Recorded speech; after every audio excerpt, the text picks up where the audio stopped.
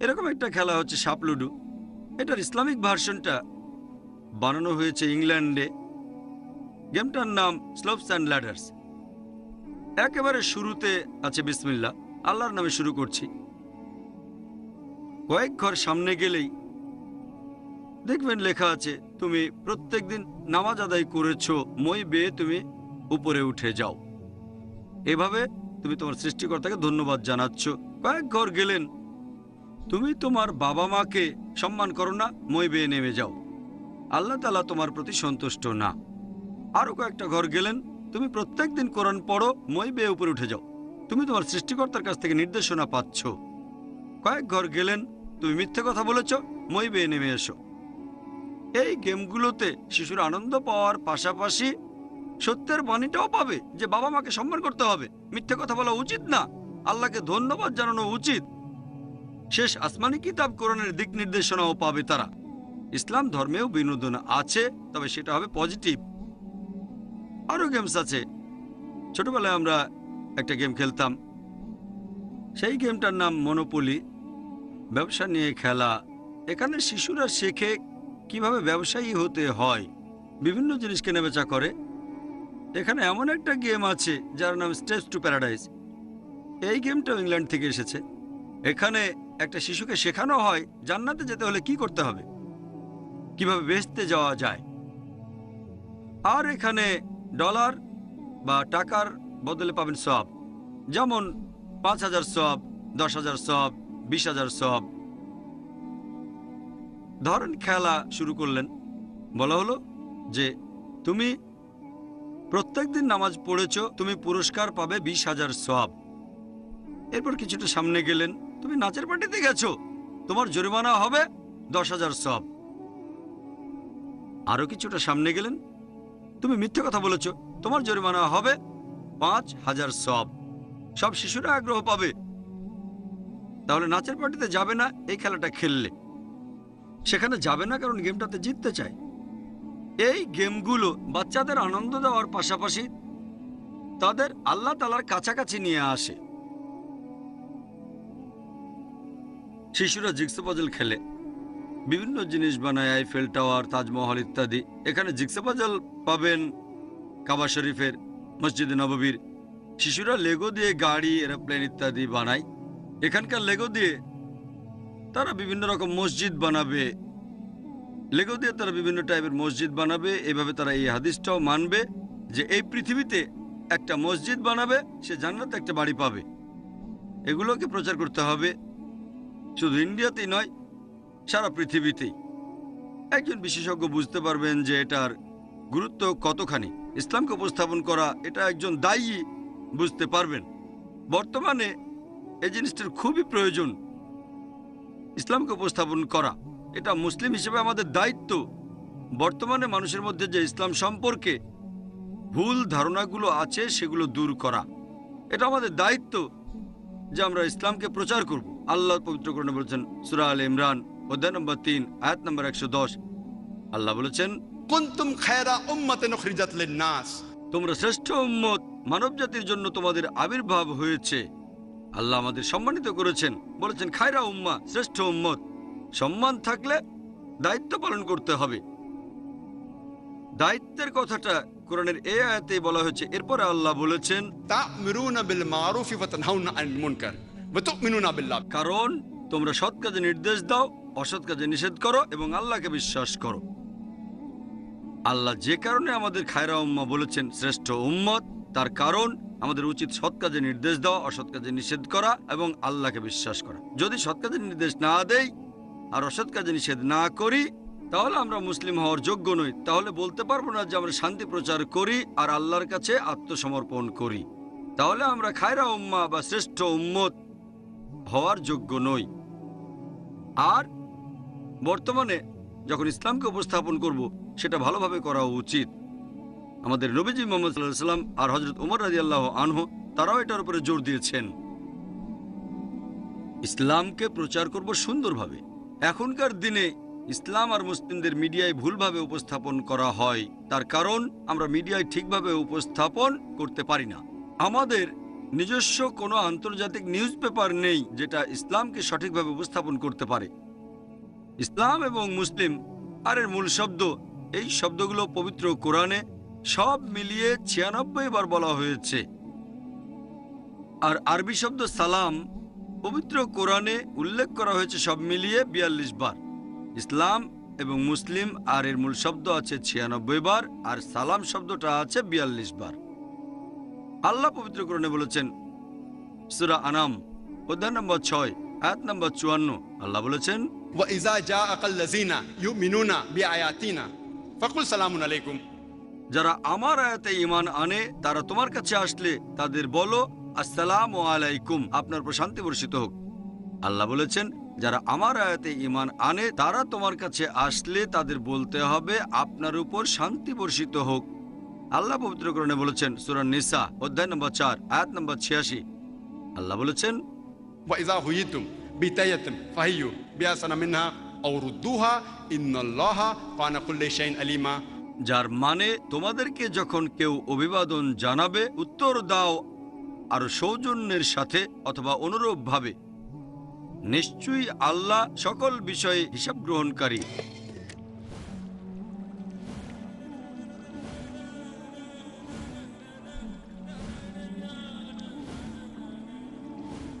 আল্লাহ পবিত্র কোরআনে বলেছেন, সূরা নিসা অধ্যায় নম্বর 4 আয়াত নম্বর 86, আল্লাহ বলেছেন, وإذا حييتم بتحية فحيوا بأحسن منها أو ردوها إن الله كان كل شيء عليما। যার মানে তোমাদেরকে যখন কেউ অভিবাদন জানাবে উত্তর দাও আরো সৌজন্যের সাথে অথবা অনুরূপভাবে, নিশ্চয়ই আল্লাহ সকল বিষয়ে হিসাব গ্রহণকারী। যেমন ধরেন, কেউ আপনাকে বলল আসসালামু আলাইকুম, আপনার উপর শান্তি বর্ষিত হোক, আপনি আরো সৌজন্যের সাথে উত্তর দেবেন ওয়ালাইকুম আসসালাম রহমতুল্লাহ। যদি কেউ বলে আসসালামু আলাইকুম রহমতুল্লাহ, আপনি আরো সৌজন্যের সাথে উত্তর দেবেন ওয়ালাইকুম আসসালাম রহমতুল্লাহ বারাকাতুহু। যদি কেউ বলে আসসালামু আলাইকুম রহমতুল্লাহ বারাকাতুহু, তার চেয়ে বেশি না পারলে অন্তত সমান সৌজন্য দেখেন ওয়ালাইকুম আসসালাম রহমতুল্লাহ বারাকাতুহু। আল্লাহর দয়া, শান্তি এবং রহমত আপনার উপরে বর্ষিত হোক। আবার ধরেন, কেউ আপনাকে বলল আসসালামু আলাইকুম, আপনি উত্তর দিন ওয়ালাইকুম আসসালাম। উত্তরটা একই রকম, কিন্তু এখানে আন্তরিকতা অনেক বেশি, সেটা হলেও ভালো। আল্লাহ বলেছেন তার চেয়ে বেশি অথবা একই রকম সৌজন্য দেখাও। আল্লাহ তাআলার নবী রাসূলগণ তারা সবাই এভাবে অভিবাদন জানিয়েছেন। যীশু খ্রিস্ট এই কথা বলেছেন, এটা আছে গসপেল অফ লুক অধ্যায় নম্বর 24 অনুচ্ছেদ 36। যখন যীশু তার শিষ্যদের কাছে গেলেন তাদের উদ্দেশ্যে বলেছিলেন সালাম আলাইকুম, হিব্রুতে সালাম আলাইকুম, আরবি করলে আসসালামু আলাইকুম, বাংলায় বললে তোমাদের উপর শান্তি বর্ষিত হোক। এটাই আমাদের কনফারেন্সের মূল বিষয়, সালাম, শান্তি। এটাই হচ্ছে সেরা অভিবাদন। তবে দুর্ভাগ্যজনকভাবে বর্তমানে আমাদের সমাজে অন্যান্য অভিবাদন প্রচলিত আছে। সবচেয়ে কমন অভিবাদন সেটা গুড মর্নিং বা গুড ইভিনিং। চিন্তা করেন, যদি কোনো দুঃখজনক ঘটনা ঘটে, ধরেন কারো বাবা মারা গেল, তাকে বললেন গুড মর্নিং। এই মর্নিংটা গুড হয় কিভাবে? লোকটার বাবা মারা গেছে, তাকে বলছেন গুড মর্নিং। আর স্কুলে এটা খুবই কমন ব্যাপার। যখন টিচার ক্লাসে ঢোকেন সব স্টুডেন্ট বলে গুড মর্নিং স্যার, টিচারও উত্তরে বলেন গুড মর্নিং টু ইউ। হয়তো টিচার সকালেই তার স্ত্রীর সাথে খুব ঝগড়া করেছেন, হয়তো মনে মনে বলছেন এমন সকাল যেন আর জীবনে কখনো না আসে, তারপরে গুড মর্নিং বলতে বাধ্য হচ্ছেন। সবচেয়ে সুন্দর বা সার্বজনীন অভিবাদন আসসালামু আলাইকুম, আপনার উপর শান্তি বর্ষিত হোক। সে হোক তার বাবা আজ মারা গেছে, অথবা সে কারোর সাথে ঝগড়া করেছে, হোক সেদিন খুব ঝড় বৃষ্টি হয়েছে, বা সেদিন তার মনটা ভালো অথবা খারাপ, সবচেয়ে সেরা অভিবাদন হচ্ছে আসসালামু আলাইকুম, শান্তি বর্ষিত হোক। আল্লাহ পবিত্র কোরআনে বলেছেন, সূরা ফুরকান অধ্যায় নম্বর 25 আয়াত নম্বর 63, যে আল্লাহ তাআলার বান্দা তারাই যারা নম্রভাবে চলাফেরা করে, আর যখন অজ্ঞ ব্যক্তিরা সম্বোধন করে তারা বলে কালু সালামা, শান্তি বর্ষিত হোক। আল্লাহ আরো বলেছেন সূরা কাসাস অধ্যায় নম্বর 28 আয়াত নম্বর 55, যারা অসার বাক্য বলে তাদেরকে বলো শান্তি বর্ষিত হোক, আসসালামু আলাইকুম। অর্থাৎ একজন বুদ্ধিমান লোক যদি আবল তাবল কথা বলে, হোক সেটা ইসলামের বিরুদ্ধে, তাকে বলো আসসালামু আলাইকুম অথবা কালু সালামা, তাদের উপর শান্তি বর্ষিত হোক। আর আপনারা দেখবেন কোরআনের বিভিন্ন আয়াতের উদ্ধৃতি দিয়ে লোকজন ইসলামকে আক্রমণ করেছে যে ইসলাম সন্ত্রাসের কথা বলে। আর যে আয়াতটার কথা বলেছে অনেকেই, যেমন অরুণ সুরি, সেটা হচ্ছে সূরা তাওবা অধ্যায় নম্বর 9 আয়াত 5, বলা হয়েছে যখনই তুমি দেখবে কোনো কাফিরকে ব্র্যাকেটে অমুসলিম, তাদের মেরে ফেলো। এটার উত্তর আমিও আগেও দিয়েছি গতবার চেন্নাইতে এসে। টপিক ছিল টেররিজম এন্ড জিহাদ। এখানে বলছি না যে যখন তোমরা যুদ্ধক্ষেত্রে থাকবে শত্রুরা আসতে ভয় পেও না, যুদ্ধ করো। ব্যাখ্যাটা সেখানে আছে। আমি এই প্রসঙ্গটা নিয়ে আগে অনেকবার বলেছি। তবে এখানে আপনারা দেখবেন ঠিক তার পরের আয়াতেই, যেটা সূরা তাওবা অধ্যায় নম্বর 9 আয়াত 6, এটার কথা তারা বলে না যে যদি শত্রুরা আশ্রয় প্রার্থনা করে, যদি তারা শান্তি চায়, শুধু শান্তি নয়, তাদের নিরাপদ স্থানে পৌঁছে দাও। তাহলে যদি এই আয়াতগুলো দেখেন, প্রায় সবগুলোই যেগুলো বলছে যে বয়স্কদেরই শোনাবো না, এদের পাশাপাশি মানুষকে শান্তির বাণী শোনাবো একেবারে ছোটবেলা থেকে। এখনকার দিনে আমরা দেখি যে বর্তমানের এই পৃথিবীতে ছেলে মেয়েদের শেখানো হচ্ছে অনেক ভুল জিনিস। ছেলে মেয়েদের দায়িত্ব আমরাই নেব। এইসব বাবা মায়ের দায়িত্ব সন্তানের জন্য উপযোগী পরিবেশ সৃষ্টি করা। বর্তমানে আমরা দেখি যে স্যাটেলাইট চ্যানেলগুলো, যেখানে শিশুদের অনেক অনুষ্ঠান হয়, ভিডিও ক্যাসেট আছে, বাচ্চাদের জন্য সিনেমা, কার্টুন আছে, এই অনুষ্ঠানগুলো তাদের কাছে শান্তির বাণী পৌঁছে দিতে পারে না। বেশিরভাগ অনুষ্ঠানে ভায়োলেন্সের কথা বলে। আর সেজন্যই অনেক মনোবিজ্ঞানী আমেরিকাতে আর ইউরোপিয়ান দেশে তারা বলেন শিশুদের সবচেয়ে বেশি ক্ষতি করে এই স্যাটেলাইট চ্যানেলের অনুষ্ঠানগুলো। এমন অনেক খবরই পড়বেন যে ক্লাস 3-র একটা ছেলে যে এই সিনেমাগুলো দেখেছে, একদিন স্কুলে তার বন্ধুর সাথে বেশ কথা কাটাকাটি হলো, সে তার বাবার পিস্তল নিয়ে তার বন্ধুকে গুলি করে দিল। সে যা দেখেছে সেই জিনিসগুলোই তার মনে একেবারে গেঁথে আছে। শিশুরা যা দেখে সেই জিনিসগুলোই তারা অনুকরণের চেষ্টা করে। আমরা বলবো মানুষকে যে শিশুদের এই ভায়োলেন্ট সিনেমা দেখা উচিত না, যে সিনেমা তাকে শান্তির পথ থেকে দূরে নিয়ে যায়। আমরা এই শিশুদেরকে এমন ভিডিও দেখাবো যেটা শান্তির কথা বলে। এরকম অনেক ইসলামিক কার্টুন আর অ্যানিমেশন আছে যেগুলো ইসলামের সঠিক চিত্র তুলে ধরে, শান্তির চিত্র তুলে ধরে। আর এ ধরনের শিক্ষা পেলে এই শিশুরাও তাহলে শান্তিপ্রিয় হবে। আমাদের এখানে অনেক কার্টুন আছে, অনেক অ্যানিমেশন, এগুলো বিশেষভাবে শিশুদের জন্য বানানো হয়েছে, 3 থেকে 12 বছরের শিশুদের জন্য। শিশুদের জন্য এখানে অডিও ক্যাসেটও আছে। বেশিরভাগ অডিও ক্যাসেট নার্সারি লেভেলের জন্য। শিশুদের যে ছড়াগুলো শেখানো হয় তাতে কোনো মেসেজ থাকে না। যেমন ধরুন আমি স্কুল থাকতে একটা ছড়া, The poem, Baba, black sheep, have you any wool? Yes sir, 3 bags full. One for my master, one for my dayman, one for my person who lay down the rail. তারপর We are Jack and Jill went up the hill to fetch a pail of water. এগুলোতে কিছু message আছে, নতুন শব্দ শিখতে পারবে। তবে এখানে নতুন ইংরেজি শব্দ শেখার পাশাপাশি, যেমন ধরেন জ্যাক অ্যান্ড জিল, এই ছড়াটাতে বলা হচ্ছে যে একটা ছেলে আর একটা মেয়ে পাহাড়ে গেল, বা ব্ল্যাক শিপ একটা মেয়ের কথা বলছে। তখন এই শিশুটা মনে করে যে ভালোই তো, ছেলে আর মেয়ে তারা একসাথে থাকতে পারবে, বন্ধু হতে পারবে। সত্যি বলতে শিশুদের কাছে শান্তির সঠিক বার্তাটা পৌঁছাতে হবে। এখানে অডিও ক্যাসেট আছে, ইসলামিক অডিও ক্যাসেট, ইসলামিক গান, বিভিন্ন দেশের শিল্পীদের গাওয়া গান, আমেরিকা, ইংল্যান্ড, সিঙ্গাপুর, মালয়েশিয়া। এরকম একটা উদাহরণ দেই। I am very strong. I am very strong. I love Allah. He is my best friend. আমার গলা খুব একটা ভালো না, বা ইউসুফ ইসলাম থাকলে ভালো হতো, তিনি আরো ভালো করে গাইতে পারতেন। এই ছড়াগুলো আর ইসলামিক গান, I am very strong. I love Allah. He is my best friend. তো এগুলোতে শিশুরা নতুন শব্দ শেখার পাশাপাশি সৃষ্টিকর্তা আল্লাহর কাছাকাছি চলে আসবে। এরকম অনেক গান, যেমন ধরেন the children of the world, এখানে দেখানো হয়েছে যে ইসলাম সব শিশুকে একত্রিত করেছে। Africa, America, England, Singapore, Malaysia সব শিশুকে একত্রিত করেছে।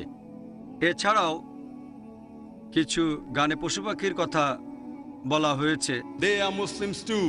So let's watch what we do. Let's do what we can for the creatures of Islam. এভাবে শিশুরা শিখছে যে পশু পাখি তারাও আসলে মুসলিম, তাদেরও সৃষ্টিকর্তা আল্লাহ তাআলা। আমরা তাদের ভালোবাসবো, তাদের শ্রদ্ধা করব, তাদের ক্ষতি করব না, হোক সেটা পশু বড় বা ছোট, হোক বেটে বা লম্বা। এই গানগুলো এখানে শিশুরা নতুন শব্দ শিখতে পারে, পাশাপাশি তারা শান্তির বাণীর কাছাকাছি আসবে। মনে আছে আমার যখন ছোট ছিলাম, 70-এর শেষের দিকে আর 80-র প্রথম দিকে, সে সময় কোনো কম্পিউটার ছিল না, এক ধরনের খেলনা কম্পিউটার ছিল, সেখানে বাটনে চাপ দিলে গান। আমার এক বন্ধুর এরকম একটা খেলনা ছিল, বাটনে চাপ দিলে গান শোনা যেত, বিট ইট। আমার বন্ধু মাইকেল জ্যাকসনের গান শুনতো, অথবা ফাঙ্কি টাউন। এখানে শিশুদের জন্য এরকম খেলনা কম্পিউটার, যখনই একটা বাটনে চাপ দেবেন তখন শুনতে পাবেন কোরআন তেলাওয়াত। Alhamdulillahi Rabbil Alameen. Ar-Rahmanir Rahim. Maliki Yawmiddin. যা হোক, আমি কারি নই। এভাবে একজন শিশু বিনোদনের পাশাপাশি সে আল্লাহ তাআলার কাছাকাছি আসবে, শান্তির কাছাকাছি আসবে। এখনকার দিনে শিশুদের অনেক গেমস আছে, এগুলো বিনোদনের জন্য। তাদের ইসলাম ধর্মে বিনোদন আছে, তবে সেটাকে হালাল হতে হবে। এটা তাদের উপকার করবে, কোনো ক্ষতি করবে না। আপনারা দেখবেন এখনকার দিনের একটা গেম হচ্ছে লোটো বা লটারি। এটা হচ্ছে আসলে একটা জুয়া। আর পবিত্র কোরআনের সূরা মাইদা অধ্যায় 5 আয়াত 90 আল্লাহ বলেছেন, Ya ayyuhallazina amanu. হে মুমিনগণ, Innamal khamru wal maisiru নিশ্চয়ই মদ এবং জুয়া খেলা, wal anzabu wal aslamu মূর্তি পূজার বেদী এবং ভাগ্য নির্ণায়ক স্বর, rijsun min amali shaytan. এগুলো সব শয়তানের কাজ। Fajtanibu la'allakum tuflihun. তোমরা এগুলো হতে বিরত থাকো যাতে সফল কাম হতে পারো। আমরা এই গেমগুলোর বদলে শিশুদের ইসলামিক গেম তুলে দেব। আর কিছু গেমস আছে যেগুলোতে ক্ষতি নেই, শিশুরা বিনোদন পায়, কিন্তু এতে তারা সত্যের কাছাকাছি আসতে পারে না। অধ্যায় 17 আয়াত 26 ও 27 বলা হয়েছে, তোমরা কখনো অপব্যয় করো না। অপব্যয় করো না, কারণ যারা অপব্যয় করে তারা হচ্ছে শয়তানের ভাই। আল্লাহ পবিত্র কোরআনে বলেছেন, যেটা কারি তেলাওয়াত করেছেন সূরা হুজুরাত অধ্যায় নম্বর 49 আয়াত 11 ও 12, যে তোমরা উপহাস করো না, একজন আরেকজনকে মন্দ নামে ডেকো না, একে অন্যকে দোষারোপ করো না, সন্দেহ করো না, কারণ অনেক ক্ষেত্রেই সন্দেহ করা হচ্ছে পাপ। এরপর আরো বলা হয়েছে, কারি তেলাওয়াত করেছেন সূরা হুজুরাত অধ্যায় নম্বর 49 আয়াত 13, আল্লাহ বলেছেন, Ya ayyuhan nasu inna khalaqnakum min zakarin wa unsa wa ja'alnakum shu'uban wa qaba'ila lita'arafu. Inna akramakum indallahi atqakum. Innallaha alimun khabir. যার মানে, হে মানুষ জাতি, আমি তোমাদের সৃষ্টি করেছি এক জোড়া পুরুষ ও নারী হতে, পরে তোমাদের বিভক্ত করেছি বিভিন্ন জাতি ও গোত্রে, যাতে তোমরা একে অন্যের সাথে পরিচিত হতে পারো, এজন্য না যে একে অন্যকে ঘৃণা করবে। আর আল্লাহর কাছে সেই ব্যক্তি সবচেয়ে মর্যাদা সম্পন্ন যে ব্যক্তির রয়েছে তাকওয়া। আল্লাহর কাছে মানুষের বিচার করার যে মানদণ্ডটা, সেটা সম্পদ না, লিঙ্গ না, গায়ের রং না, গোত্র বা জাতি নয়, সেটা হচ্ছে তাকওয়া। তার মানে আল্লাহকে মেনে চলা, ন্যায়পরায়ণতা আর ধার্মিকতা। একমাত্র যে উপায়ে আমরা সবাই একত্রিত হতে পারি সেটা হচ্ছে আমাদের পূর্বপুরুষ এক, আর আমাদের স্রষ্টা আল্লাহ সুবহানাহু ওয়া তাআলা মহান ঈশ্বর কেবলমাত্র একজন। ইসলাম হচ্ছে শান্তির ধর্ম, মানুষের জন্য শান্তি। ইসলাম শুধু শান্তির কথা বলেই না, আমাদেরকে দেখিয়ে দেয় কিভাবে এই শান্তি আর ভ্রাতৃত্ব অর্জন করতে হবে। ইসলাম ধর্মের একটা স্তম্ভ হচ্ছে সালাহ। আমি বলবো সালাহ হচ্ছে ন্যায়নিষ্ঠতার প্রোগ্রামিং। এটা সবচেয়ে সেরা উপায়। আর ডাক্তাররাও এই কথা বলবেন যে সুন্দর স্বাস্থ্যের জন্য কমপক্ষে 3 বার খেতে হবে। একইভাবে আত্মার শান্তির জন্য দিনে কমপক্ষে 5 বার নামাজ পড়বেন। আর নবীজি সাল্লাল্লাহু সাল্লাম বলেছেন, এটা আছে সহিহ বুখারীতে, খণ্ড নম্বর 1, বুক অব আজান, অধ্যায় নম্বর 75, হাদিস নম্বর 692। নবীজি বলেছেন, নামাজ পড়ার আগে সোজা লাইনে দাঁড়াও, কাঁধে কাঁধ মিলিয়ে, গোড়ালিতে গোড়ালি। এরপরে এটা আছে সুনান আবু দাউদ, 1 নম্বর খণ্ড, বুক অব সালাহ, অধ্যায় নম্বর 245, হাদিস নম্বর 666। আমাদের নবীজি মুহাম্মদ সাল্লাল্লাহু আলাইহি ওয়াসাল্লাম বলেছেন, নামাজ পড়ার আগে লাইন সোজা করো, কাঁধে কাঁধ দিয়ে দাঁড়াও, গোড়ালিতে গোড়ালি, মধ্যে কোনো ফাঁক রেখো না শয়তানের জন্য। ফাঁকগুলো বন্ধ করো যাতে শয়তান না আসে। এখানে নবীজি যে শয়তানের কথা বলেছেন সেটা জাতি আর বর্ণের পার্থক্য। তাই আমরা যখন নামাজ পড়ি কাঁধে কাঁধ মিলিয়ে দাঁড়াই, হোক আমার পাশের লোকটা ধনী বা গরিব, কালো বা সাদা, হলুদ বা বাদামি, রাজা বা ফকির, যখন নামাজ পড়তে দাঁড়াই সালাত আদায় করতে আমরা কাঁধে কাঁধ লাগিয়ে দাঁড়াই। এভাবে আমরা প্রতিদিন 5 বার সবাইকে দেখিয়ে দিই কিভাবে সার্বজনীন ভ্রাতৃত্ব আর শান্তি অর্জন করতে হবে। আন্তর্জাতিক সার্বজনীন ভ্রাতৃত্বের সবচেয়ে সেরা উদাহরণ আর শান্তির, সেটা ইসলামের 5 নম্বর স্তম্ভ হজ। এটা আবশ্যিক যে প্রত্যেক প্রাপ্তবয়স্ক মুসলিম যাদের হজ করার সামর্থ্য আছে তারা জীবনে অন্তত একবার পবিত্র শহর মক্কায় হজ করার মাসে গিয়ে হজ পালন করে আসবে। পৃথিবীর বিভিন্ন জায়গার মানুষ আসে, America, England, Singapore, Malaysia, India, Pakistan, বিভিন্ন দেশ থেকে আসে। সেখানে পুরুষরা 2 টুকরো সেলাই ছাড়া কাপড় পরে, সাধারণত সাদা। আপনি বুঝতেই পারবেন না যে আপনার পাশে যে লোকটা দাঁড়িয়ে আছে সে রাজা না ফকির, ধনী না গরিব। সার্বজনীন ভ্রাতৃত্বের প্র্যাকটিক্যাল উদাহরণ। আর এই শান্তির যে বাণী, এটা শুধুমাত্র মুসলিমদের জন্য বা আরবদের জন্যই নয়। আল্লাহ বলেছেন, এই কোরআন এটা সর্বশেষ ও চূড়ান্ত আসমানি কিতাব। আর যেহেতু এটা সর্বশেষ ও চূড়ান্ত কিতাব, এটা শুধু মুসলিম বা আরবদের জন্য নাজিল হয়নি। আল্লাহ বলেছেন সূরা ইব্রাহিম, অধ্যায় নম্বর 14, আয়াত নম্বর 1, আলিফ লাম র, এই কিতাব তোমার প্রতি অবতীর্ণ করেছি, নবী সাল্লাল্লাহু আলাইহি ওয়াসাল্লামের প্রতি, যাতে করে তুমি মানব জাতিকে অন্ধকার থেকে আলোতে আনতে পারো। শুধুমাত্র আরব বা মুসলিমদের নয়, পুরো মানব জাতিকে আনবে অন্ধকার থেকে আলোতে। শান্তি, ইসলামের এই বার্তাটা শুধুমাত্র মুসলিম বা আরবদের জন্যই নয়, এই বার্তাটা পুরো মানব জাতির জন্য আর চূড়ান্ত শান্তির জন্য। পবিত্র কোরআনের এই উদ্ধৃতিটা দিয়েই আমার লেকচার শেষ করব। পবিত্র কোরআনে সূরা আল আসর, অধ্যায় নম্বর 103, আয়াত 1 থেকে 3 বলা হয়েছে, ওয়াল আসর ইন্নাল ইনসানা লাফি খুসর ইল্লা আল্লাযিনা আমানু ওয়া আমিলুস সলিহাতি ওয়া তাওয়াসাউ বিল হাক্কি ওয়া তাওয়াসাউ বিস সাবর। অর্থাৎ মহাকালের শপথ, মানুষ সবসময় ক্ষতিগ্রস্ত হয়। আল্লাহ তাআলা বলেছেন যে মানুষ সবসময় ক্ষতিগ্রস্ত হয়, তারা বাদে যারা 4টা শর্ত পূরণ করে। যারা এই 4টা শর্ত পূরণ করবে তারাই জান্নাতে প্রবেশ করবে, বেহেশতে যাবে। আল্লাহ বলেছেন 1 নম্বর হচ্ছে ঈমান, বিশ্বাস। 2 নম্বর আমিলুস সলিহাত, সৎ কাজ করা। 3 নম্বর মানুষকে সত্যের উপদেশ দেয়া, অর্থাৎ দাওয়াত দেয়া, মানুষকে সত্যের দাওয়াত দেয়া। 4 নম্বর মানুষকে ধৈর্য আর অধ্যবসায়ের উপদেশ দেয়া। লেকচারের শুরুতে কোরআনের একটা আয়াত বলেছিলাম, সূরা ইসরা, অধ্যায় নম্বর 17, আয়াত 81 বলা হয়েছে, ওয়াকুল জাল হক ওয়া যাকাল বাতিল ইন্নাল বাতিলা কানা যাহুকা। যখন সত্য মিথ্যার সামনে দাঁড়ায় মিথ্যা বিলুপ্ত হয়, কারণ মিথ্যা তার প্রকৃতিগত কারণে বিলুপ্ত হবে। লেকচার শেষ করার আগে কোরআনের আরেকটা উদ্ধৃতি দেব। সূরা আল ইমরান, অধ্যায় 3, আয়াত 19 বলা হয়েছে, ইন্নাদ দীনা ইনদাল্লাহিল ইসলাম। একমাত্র যে ধর্মটা আমাদের স্রষ্টা আল্লাহর কাছে গ্রহণযোগ্য সেটা হচ্ছে এই শান্তির ধর্ম, আল্লাহর কাছে নিজের ইচ্ছাকে সমর্পণ করা। ওয়া আখিরু দাওয়ানা আলহামদুলিল্লাহি রাব্বিল আলামিন।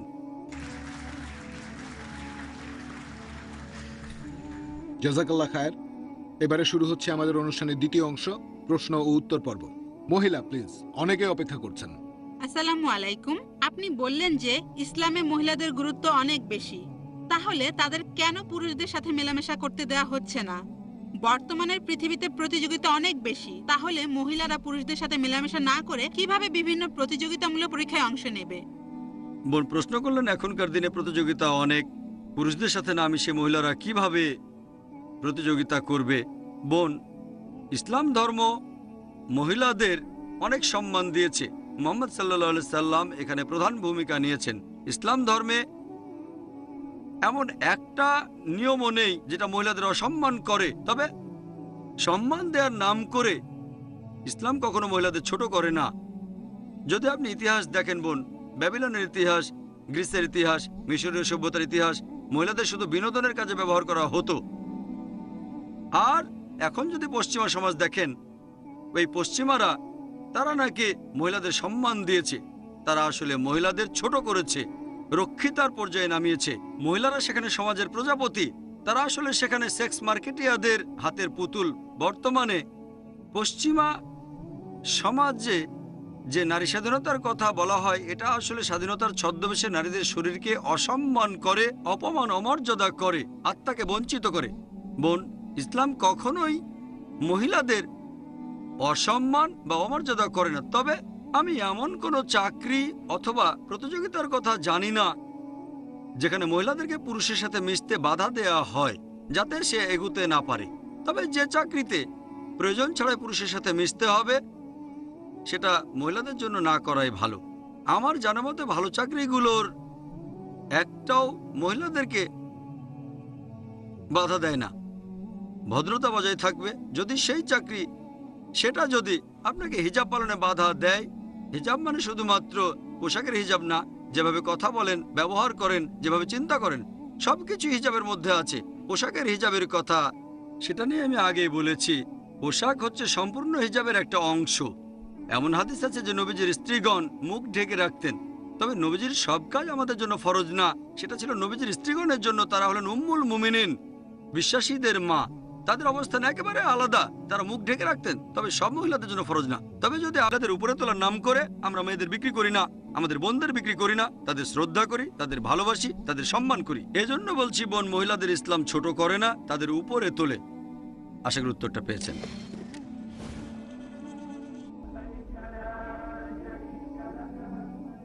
அஸ்ஸலாமு அலைக்கும்.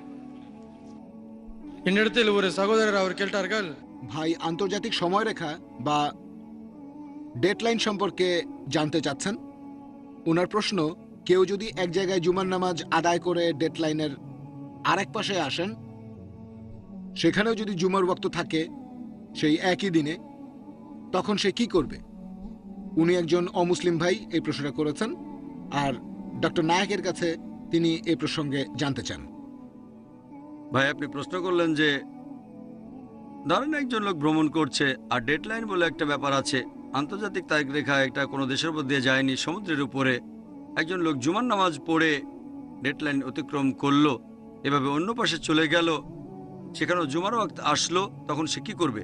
যদি এ ধরনের পরিস্থিতি হয়, যেমন ধরেন আপনি ঈদ পালন করলেন, ঈদ পালন করবেন তাদের সাথে যেখানে অবস্থান করছেন, তাহলে এক জায়গায় ঈদ করলেন, ঈদের নামাজ পড়লেন, তারপর এমন জায়গায় আসেন এক জায়গার লোকদের সাথে রোজা রেখেছেন, রোজা শেষ করেছেন, তারপর আসলেন নতুন দেশে, যেমন ধরেন সৌদি আরবে রোজা রাখা শুরু করলেন, রোজা শেষ করলেন, ঈদ পালন করলেন, তারপর আপনি আসলেন ইন্ডিয়ায়, যেখানে 1 বা 2 দিন পরে ঈদ হয়ে থাকে।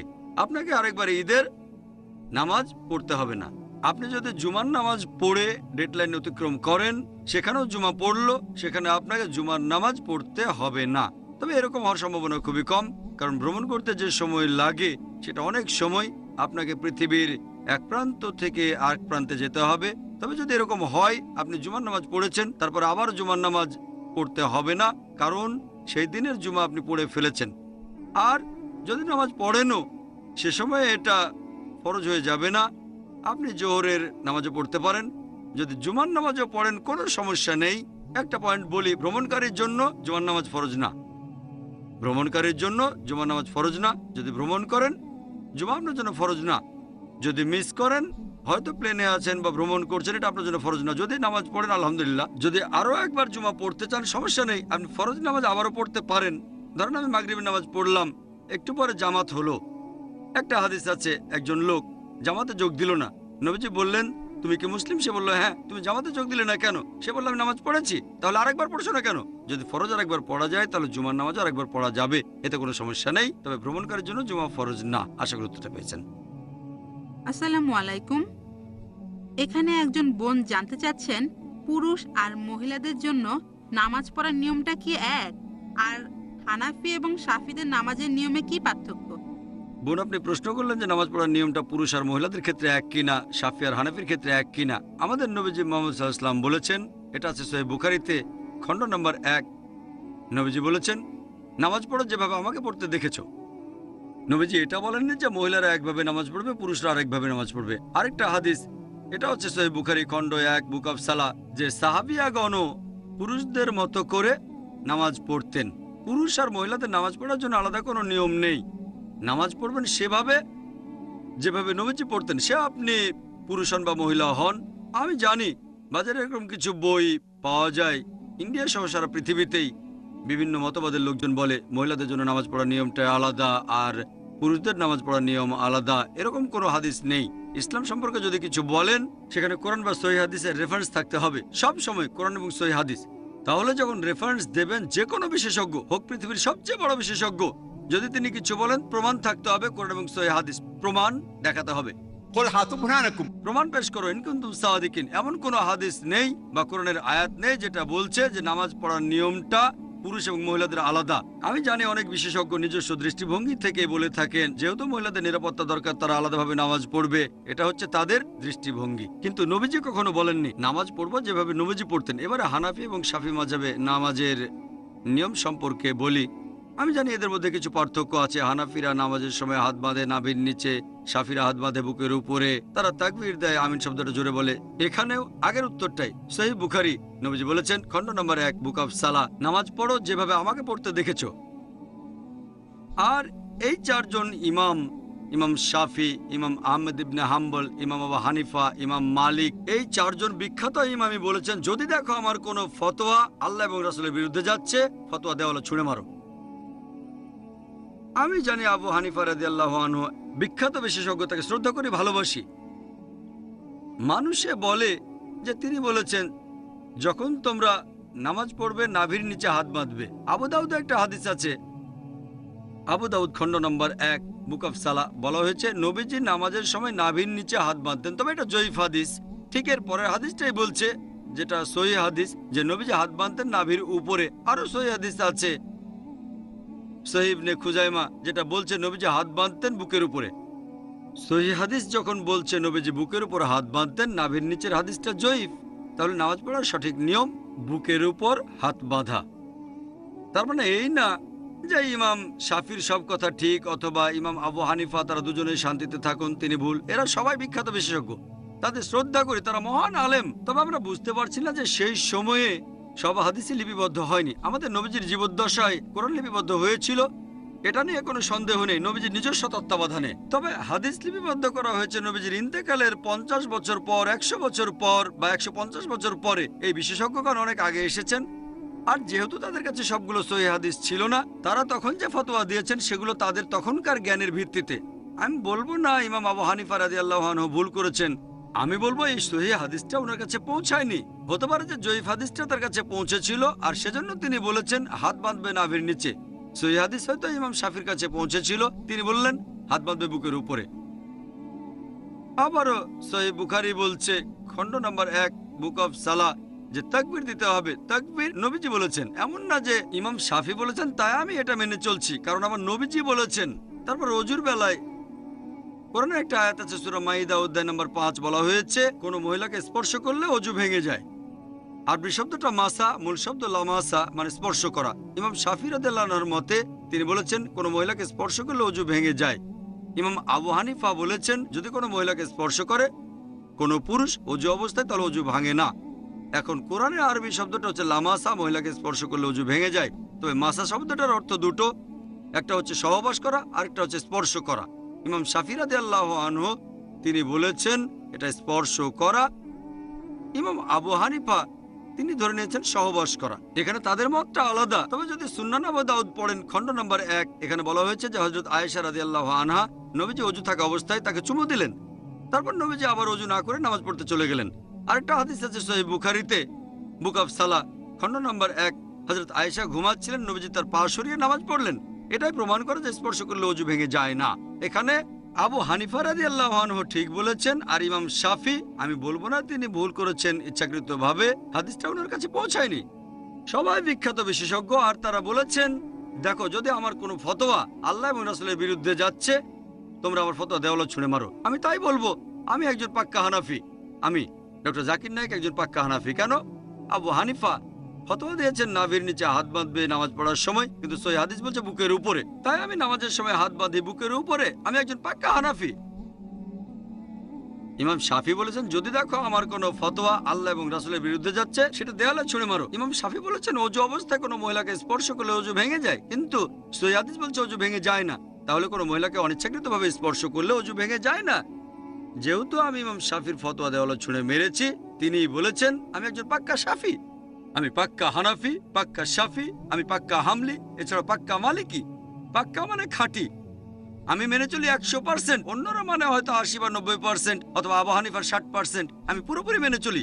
এই চারজন ইমামই বলেছেন, যদি দেখো আমার কোনো ফতোয়া আল্লাহ এবং রাসূলের বিরুদ্ধে যাচ্ছে, ফতোয়া দেওয়ালে ছুঁড়ে মারো। এই চারজন ইমামই বিখ্যাত বিশেষজ্ঞ, তাদের শ্রদ্ধা করি। সাহাবাগণ হোক সে কালো বা সাদা, ধনী বা গরিব, হলুদ বা বাদামি, রাজা বা ফকির, কোনো সমস্যা নেই আলহামদুলিল্লাহ। এটা তো ভালো। সার্বজনীন ভ্রাতৃত্বের একটা দৃষ্টান্ত।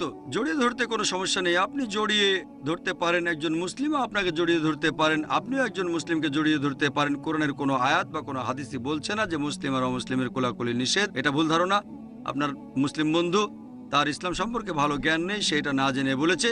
ইসলাম অনুযায়ী অবশ্যই জড়িয়ে ধরতে পারেন, এতে কোনো সমস্যা নেই। ধন্যবাদ স্যার। ভাই হরিহরণ, আপনি একটু স্টেজে আসেন। ডক্টর জাকির নায়েক আপনাকে কোরআনের অনুবাদ উপহার দেবেন। আপনি এখন বলতে পারেন জাকির নায়েক নিজেই আমাকে অনুবাদ সহ কোরআন দিয়েছেন।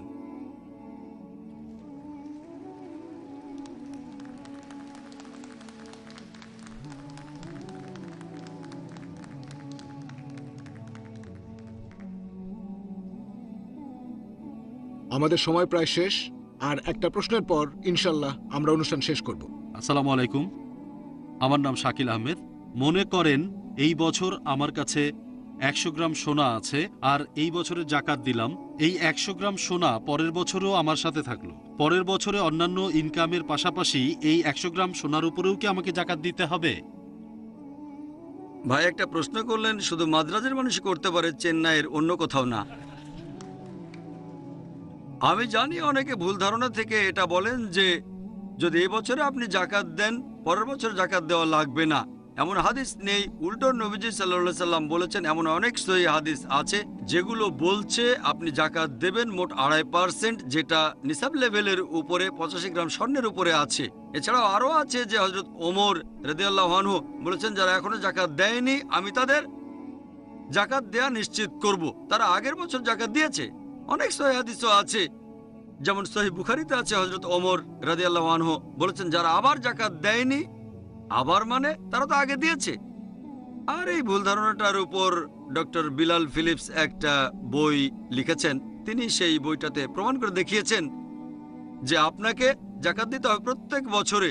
যদি সোনাটা হারিয়ে ফেলেন, কাছে না থাকে, তাহলে দিতে হবে না। যদি কাছে থাকে, প্রত্যেক হিজরি বছরে, এটা প্রত্যেক হিজরি বছরে যদি এক বছর আপনার কাছে থাকে কমপক্ষে জাকাত দেবেন। যদি পরের বছরও সেটা আপনার কাছে থাকে, আবারও দিতে হবে। প্রত্যেক হিজরি বছরে নিসাব লেভেলের উদ্বৃত্তের 2.5% জাকাত দিতে হবে। আশা করি উত্তরটা পেয়েছেন। নাম আব্দুল কুদ্দুস। আপনার কাছে আমার প্রশ্ন হলো,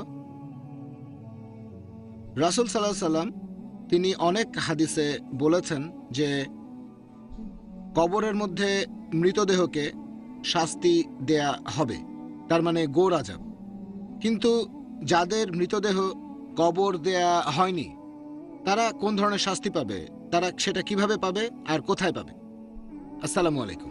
ভাই প্রশ্ন করলেন যে নবীজি মুহাম্মদ সাল্লাল্লাহু আলাইহি সাল্লামের হাদিসে আছে যে কবরে শাস্তি হবে, যেটা গোর আযাব, কবরে মৃতদেহ শাস্তি পাবে। এটাকে বলা হয় বারজাক। বারজাক মানে মধ্যবর্তী সময়টা, মারা যাওয়ার পরে আর পুনরুত্থানের আগে, সেটাই বারজাক, মধ্যবর্তী সময়। যাদের কবর দেওয়া হবে না তাদের কি হবে? এখানে নবীজি যখন বলেছেন কবর, তার মানে মৃত্যুর পরে আর পুনরুত্থানের আগে।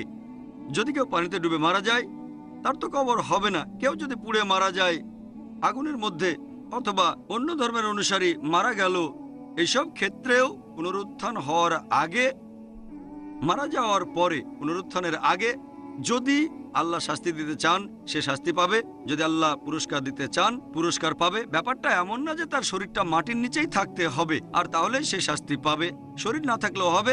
আর চূড়ান্ত বিচার হবে রোজ কিয়ামতের দিন।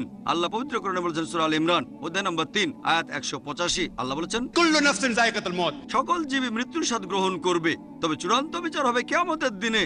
পৃথিবীর এই জীবনটা একটা পরকালের জন্য পরীক্ষা, এটা আছে পবিত্র কোরআনের সূরা মুলক অধ্যায় 67 আয়াত 2। তবে পৃথিবীতে আংশিক শাস্তি পেতে পারেন, নাও পেতে পারেন, আংশিক পুরস্কার পেতে পারেন, নাও পারেন, বারজাখের সময় পেতে পারেন, তবে একেবারে চূড়ান্ত বিচার, একেবারে চূড়ান্ত রায় সেটা পাবেন পুনরুত্থানের পর। এটাই হবে একেবারে শেষ বিচার। তিনি মালিক ইয়াউমিদ্দিন, তিনি শেষ বিচার দিবসের মালিক। আশা করি উত্তরটা পেয়েছেন। হ্যাঁ ভাই, প্রথমে আপনার পরিচয় দেন। আমি এনএসকে, ব্যাঙ্গালোর থেকে এসেছি, কর্ণাটকা। আমি শান্তি চাই, আর আমি মুসলিমদের ভালোবাসি। আর ইন্ডিয়ার মতো একটা দেশে অনেক ধর্মের অনুসারী, আমরা সবাই একসাথে থাকবো, শান্তিতে থাকবো, ভাইয়ের মতো থাকবো। তবে বর্তমান সময়ের এই প্রেক্ষাপটে আপনি এ সম্পর্কে কি কিছু বলবেন? ডক্টর জাকিরের কাছে এটা আমার অনুরোধ। ভাই আপনার পরিচয়টা দেবেন, আপনার নামটা? আমি এনএসকে, ব্যাঙ্গালোর থেকে এসেছি, কর্ণাটকা, সমাজকর্মী। আসলে উনি কর্ণাটকের এমএলএ।